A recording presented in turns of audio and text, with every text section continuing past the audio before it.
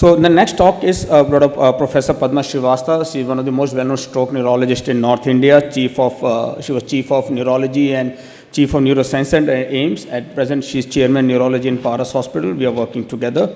So she's going to talk about MIVO, low NHS, direct thrombectomy neurology. So I think from intervention, and since we have a lot of youngsters here, and let's go to this area, how neurologists look at is this borderline areas of neurointervention, and where do we stand? And chairpersons are Gaurav and Arvind and Rashnivas. Gaurav? Yeah, there he is. Again, Gaurav, I think Gaurav team does a lot of MIVO, so we'll love to hear his comments in the end about this. And Rashnivas, again, my colleague, again, he's one of those stroke neurologists trained in neurointervention. He's part of the chair here. And Arvind, Raj? Thank you so much. Thank you, Vipul. Thank you, Raj, and for giving me a space. I guess I'm the only neurologist who's not an interventionalist. But I guess I have also been your strongest supporter through the decades. So I love what you all do.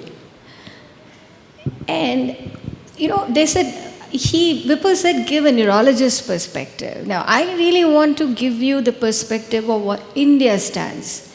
Now, what we discuss in a masterclass is what best can be done with the up-to-date science and your experience and expertise.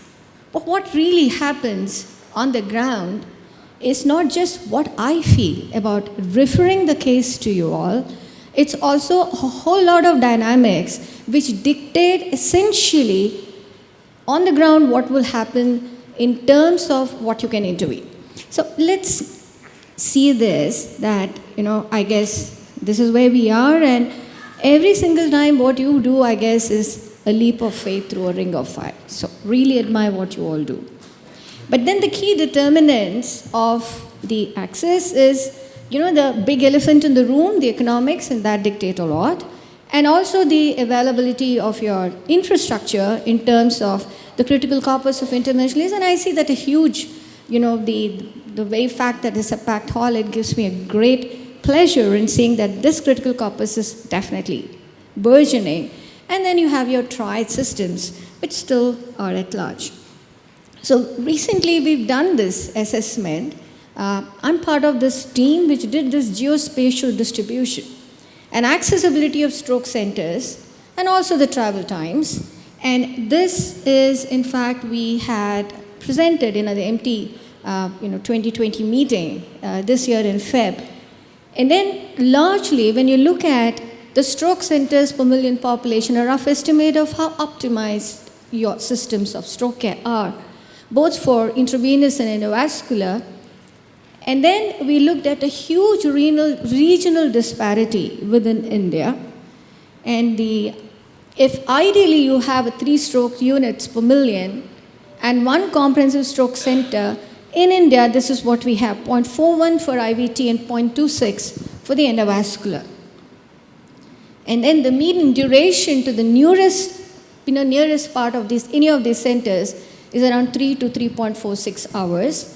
And in our population of 1.4 billion and adding some more, we have about a quarter and 17.6% who have an access to a capable center. So you compare it with the rest of the world.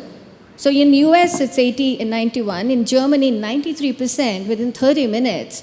So we're not part of Catalina registry, so I'm not living in Spain, where it's more than 90% who can go across. So that's where you have ideal systems, and that's probably what actually dictates when you talk of perspectives, and that includes a neurologist. And this was a summary of travel distance as it happens here in India. And overall, the South is doing the best. And after the West, the North is low down, the mid part of India is dismal, and Northeast doesn't exist. And then we also have, the health performance indicators, and this, in fact, we gave it to the ministry as well. And this is a very old slide of 2016 of what was happening with, the lysis. So we have regions where we don't even have a data. And this, we mapped out the duration, within 4 hours, how much of India is able to reach a center where they can actually get what you can do. And then these are the number of, the IVT and the both capable centers across India. This is within duration of 2 hours. So a whole lot of south, you can see Kerala especially doing extremely well. And within 1 hour, we have up there around Delhi, and down again we have Kerala, and a little bit there in Maharashtra. Rest of India, no chance.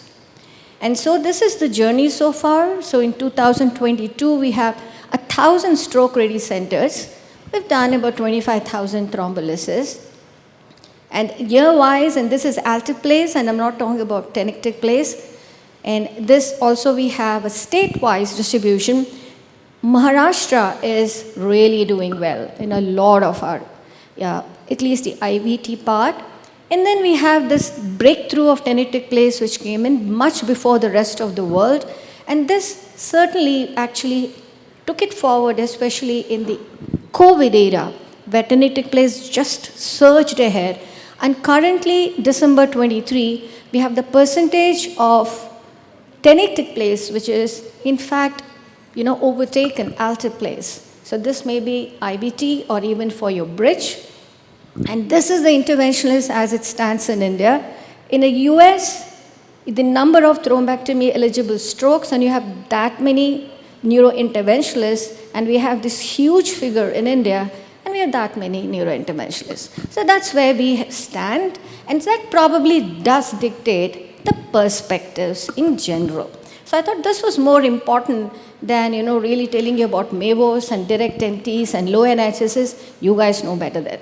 Then this is a graphical representation of neurointerventional centers as they exist again in various parts of India. Again, you have a huge number. The red there means that Kerala really is the king of neurointerventionalists, right? So now let's look at the current challenges in the endovascular, in the medium vessel occlusions. Now, from what I understand, this is a borrowed diagram. Whatever I'm going to tell you right now, in probably 3-4 minutes, is essentially borrowed science and what is being published in the science, in the literature as it exists. So when I'm looking at the medium vessel occlusions, there are, as I understand, the different studies who sort of defined and included different regions. So mostly I see distal M2, M3, some even M4. A1, A2, A3, and P1, P2, P3. There are some who've actually taken A1 and P1 into the large vessel. But largely that's where we have. And also, as probably in the morning I was listening to various talks and the technical expertise, that you have the primary and secondary MAVOs. And the secondary MAVOs are the ones you probably encounter more often because you're intervening largely with the large vessel occlusions, but you can also have a secondary MAVO even which are not interventioned as such because of the crot friability and distal migration.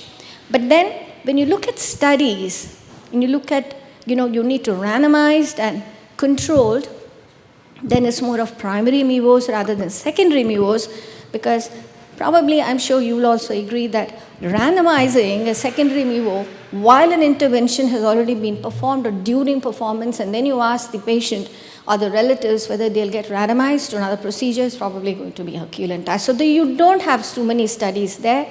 And in the published literature, I don't expect you to read all this, but these many studies, some of those studies still ongoing, which probably will give you some more clarity on some of the gray zones as they exist. But I guess it's still there, from a neurology perspective, seems to be an equipoise in terms of intervening a secondary MAVO. So I leave that up to you because primary MAVOs, as I understand, are far less coming into your practice as against. And most of the studies, if I have to say, the randomized studies were 3:1 ratio of a primary versus secondary MAVO, so you have the study literature. Now this in the low NIHSS, well, I'll just give you a case study which happened recently, and Vipul and Raj were involved in that. So we have again a 56-year-old lady who came in 48 hours after an acute ischemic event, she had a very minimal dysarthria and a little loss of dexterity of the left hand. And this she experienced when she was out of Delhi, traveled back to Delhi, seen that it persisted, and came to the emergency 48 hours later. And in the stroke imaging, you found a right M1 cutoff. Now, what would you do? She's 48 hours into the illness. She's a very low NIHSS. I mean, strictly speaking, the mild NIHSS, I have a lot of, debate on what that means. But then, it was definitely a very mild stroke. So obviously, she was not thrombolized. And then in the imaging, there was sort of the internal watershed zone, a little bit of an ischemic infarct sitting there. Rest were fine. So she could have had a great collateral supply there, which is preserving her brain, which may hold on if you keep your blood pressure up, or it may just fall down if you are in a threshold. So then the intervention team also looked at it. Well, everybody thought that this fine, she's doing okay. So the next, she came in the morning, overnight. The next, probably over 14 to 15 hours, she deteriorated. So quickly the intervention team came in. Miraj, you would remember this case. And then she was taken up for a DSA, found that there was this M1 occluded, and then she was planned. And in the middle, there was also a problem with insurance policies and economics, right? So then she had to be discharged and readmitted with a fresh insurance. And I'm sure all of you who are in the private sector will understand that part of it. But then that had to be done. So that took a little more time. And then she went into the intervention arm, and eventually she has been intervened and stented with, keeping the blood pressure up, and then she was with them for a long time. To cut the long story short, this was a low NIHSS, an LBO sitting there over a period of time, and I think this is one of the rarest cases, Raj, that you finally did the intervention stenting probably almost sixth or seventh day. She did very well. And she got discharged today morning. I just discharged her and I sent her. So you're looking at a case where maybe it was low NIHSS because she's got a great collateral supply. But how dynamic are those collaterals? And if everything is depending upon your clot and collateral, the revolution of a stroke outcome, ultimately it is that, then maybe it's case to case. So look at what the literature says about this. We have all these cases. And if individually, all of them are retrospective, single or multi-center, and eventually, what they found that there is, broadly, there is not much of a take-home message there, because the diamond is cutting the midline. So in the EVT versus the best medical treatment, there is a sort of a clinical weak voice, and it is tending towards a best medical treatment rather than EVT. But I do not agree with this, simply because I do think that there are gray zones. And again here, the forest plot in the symptomatic ICH versus those guys who are only on the, the EVT versus best medical treatment, it obviously will favor the best medical treatment. But I do think there's an equipoise there, and I don't believe that we have seen the last of this word yet. And now the last is direct MT. We do have these studies where you have this 5 up there, and no, 6 up there, and the first 2 said the direct MT is good. But for a neurologist, now direct mechanical thrombectomy makes sense if you're having a stroke on the table during an intervention. So most often we've seen this in the cardiology group. On the table you have, it makes sense. You just go and take it out rather than give you an IV. But then, other than that, the studies which I've looked into, the first 2, direct MT and DVT, said yes, you should go into direct MT. But then again, the perspective will depend upon the logistics, the accessibility, availability, and affordability of how you're going to reach that place. And what time will it take, since the time still will dictate your outcome. The other thing is, of course, the science part of it.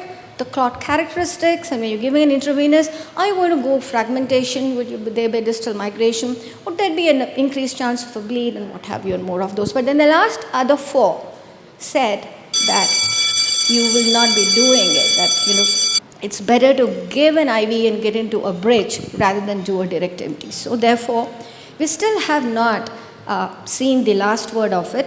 And overall, when you're looking at these 6 studies, you have again the diamond cutting the midline as to the non-inferiority or the superiority, fact of the effectiveness of the procedure.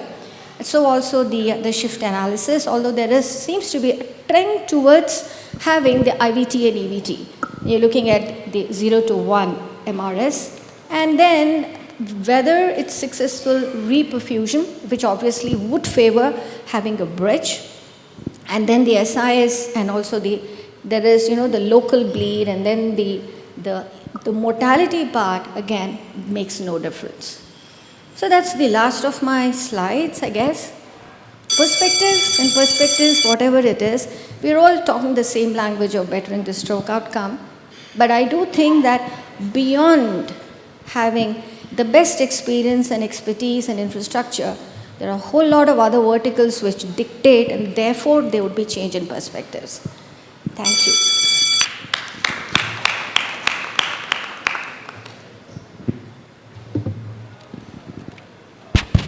Thanks a lot, Dr. Padma. In a very short time, you tried to cover this